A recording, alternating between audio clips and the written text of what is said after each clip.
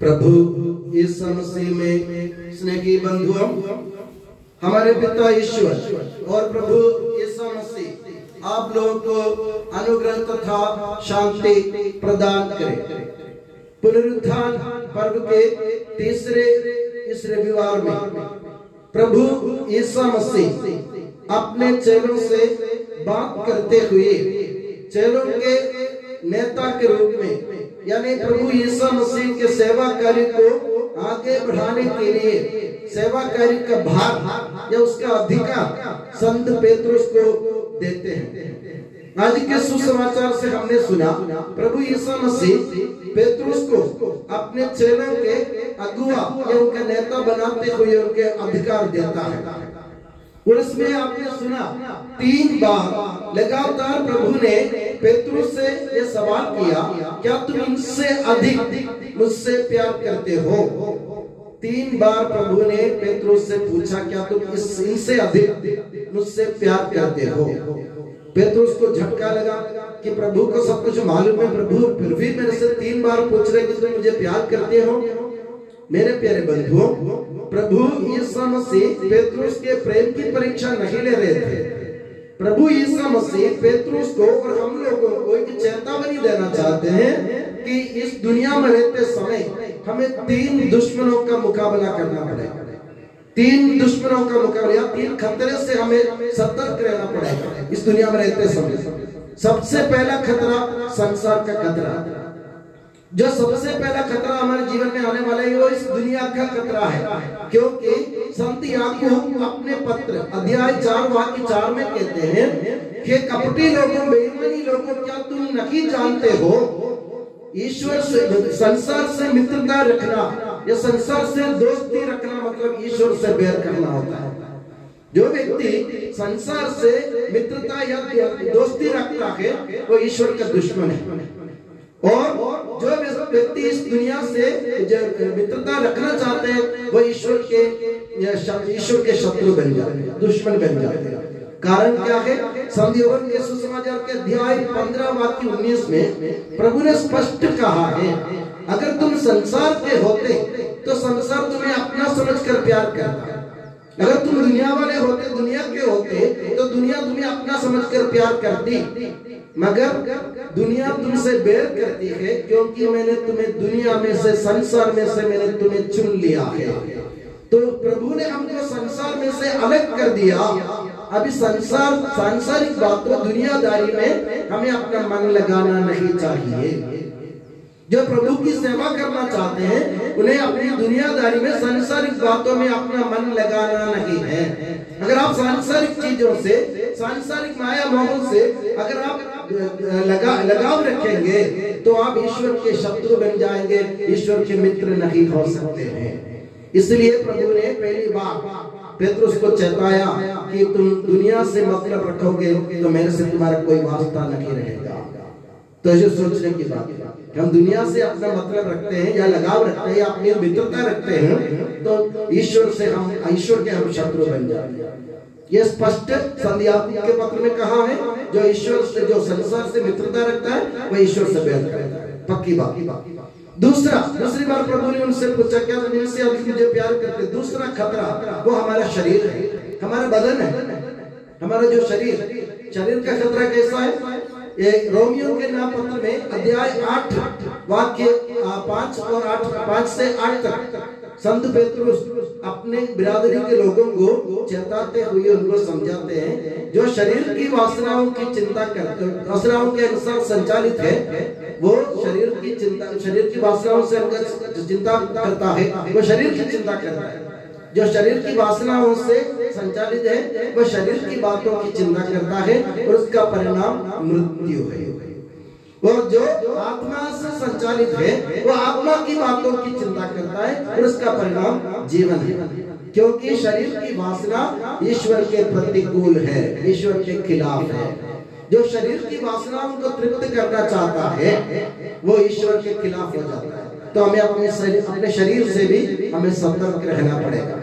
अपनी वासनाओं को पूरे करने के अपन सोचते हैं तो प्रभु यीशु मसीह कहते हैं, जो जिसमें मसीह का आत्मा नहीं, जिस व्यक्ति में मसीह का आत्मा नहीं, वो व्यक्ति मसीह का नहीं हो सकता है। यानी जो अपने शरीर की वासनाओं के अनुसार, शरीर की वासना क्या क्या आप जानते हैं, हमारी बहुत सारी वासनाएं हैं, जैसे हमारे लालच, हमारे लंपटता, मदिरापन और वेश्यागमन, ये सब शरीर की वासना। अपने दूसरों को बुराई करना, ये सब शरीर की वासना। अगर अपने इनके पीछे जाएंगे तो हम ईश्वर के शिष्य कहलाने लायक नहीं है। जो व्यक्ति ऐसी बातों के पीछे अपने मन लगाते हैं वो ईश्वर के सेवा कार्य के लिए योग्य नहीं है। इसलिए प्रभु ने पतरस को दूसरी बात चेताया, अगर तुम अपनी शरीर से मतलब रखोगे, अपने शरीर की वासनाओं के पीछे भागोगे, बुरे कर्म करोगे, तो मेरे शिष्य कहलाने, मेरे शिष्यों के नेता कहलाने लायक नहीं बनोगे। क्योंकि हम अगर अपने कार्य छोड़कर, यानी जो कार्य प्रभु ने हमको सौंपा है वो कार्य छोड़कर हम किसी दूसरी बातों पर अपना मन लगाते हैं तो हम प्रभु के सेवक कहलाने लायक नहीं है। दूसरी बात। अब तीसरी बात, एक और खतरा, वो शैतान का खतरा। शैतान तो हमारे दुनिया में अगर आपसे कोई पूछे इस दुनिया में हमें कौन कौन से खतरों का सामना करना पड़ता है, एक तो अपना, मैंने आपसे कहा, एक तो अपना संसार, दूसरा अपना शरीर, तीसरा है शैतान। शैतान मतलब शैतान हमेशा ईश्वर का दुश्मन ही होगा।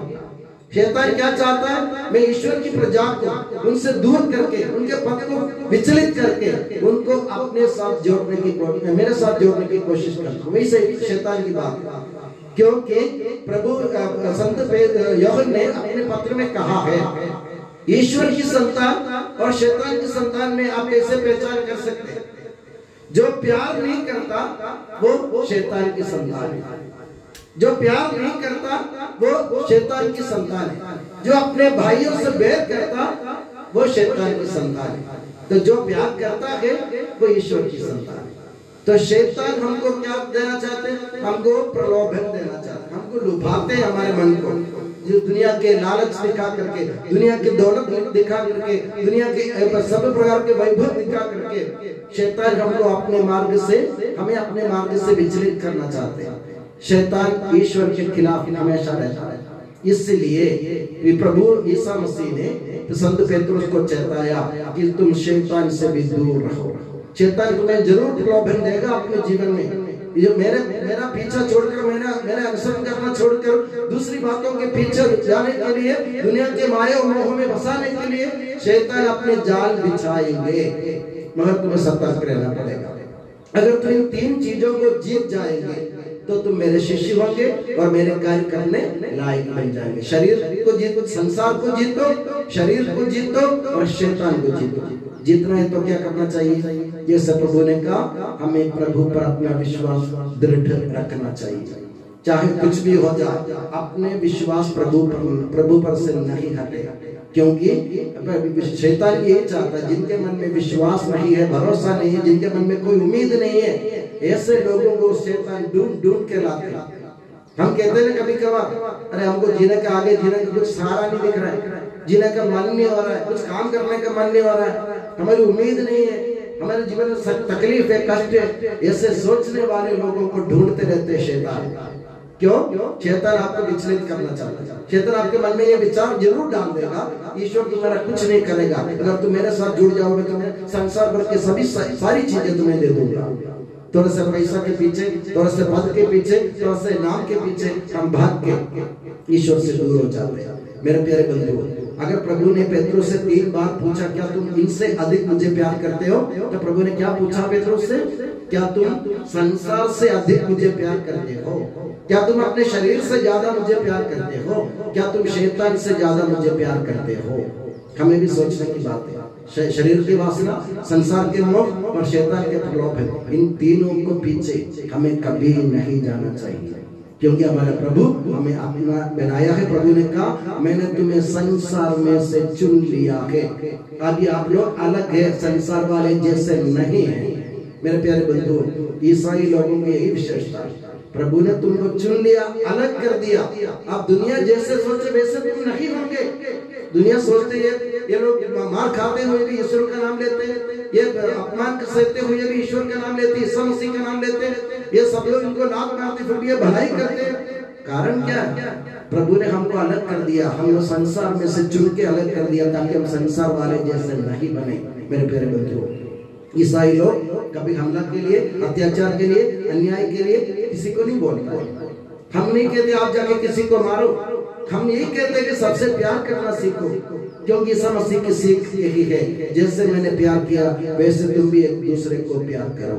यही ईसाई जीवन का मूल है, यही ईसाई जीवन का आधार है। इस आधार पर हमारा ध्यान आकर्षित करते हुए प्रभु हमें चेताते हैं 3 खतराओं के बारे में। जैसे मैंने कहा, संसार, शरीर और शैतान से सतर्क रहे। और मैं दुआ करता हूं कि प्रभु यीशु मसीह और माता मरियम आप सभी को हमेशा अपनी नियामत की छत्र छाया में सुखी और सुरक्षित रखे। पिता, पुत्र और पवित्र आत्मा के नाम पर आमीन।